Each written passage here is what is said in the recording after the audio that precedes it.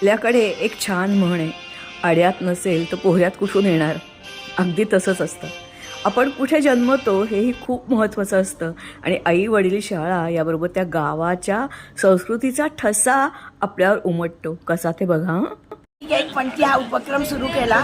लहानपणी मी एकच पणती लावायची आणि आईला म्हणायची माझ्याबरोबर कोण येईल, तेव्हा माझी आई मला सांगायची अगं तुझ्या मग हजारो जण येतील, तू सुरुवात जे अगदी क्रांतिकारक आद्य आपले वासुदेव बळवंत फडके ते आता कारगिल आणि आत्तापर्यंत पुढचे जे आपलं झालं ऑपरेशन सुखपर्यंत त्या सगळ्यांसाठी म्हणून अन्नदान किंवा काही करते.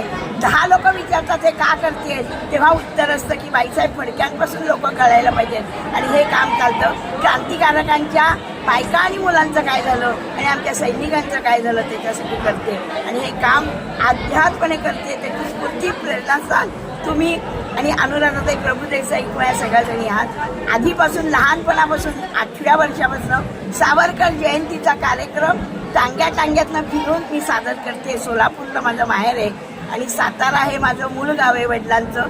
कारण शिवाजी महाराजांनी जेव्हा अफजल खानाचा वध केला त्याच्यानंतर खाली उतरले तेव्हा त्यांनी पहिली बिदागी दिली, तेव्हा त्यांनी सांगितलं की एक घोडा आणि एक गाव काठी आम्हाला दिलं. ते मायणी गाव जिथं आता अभयारण्य आणि पक्षी उद्यान झालेलं आहे त्या ह्याच्यातली मी आहे. Very good.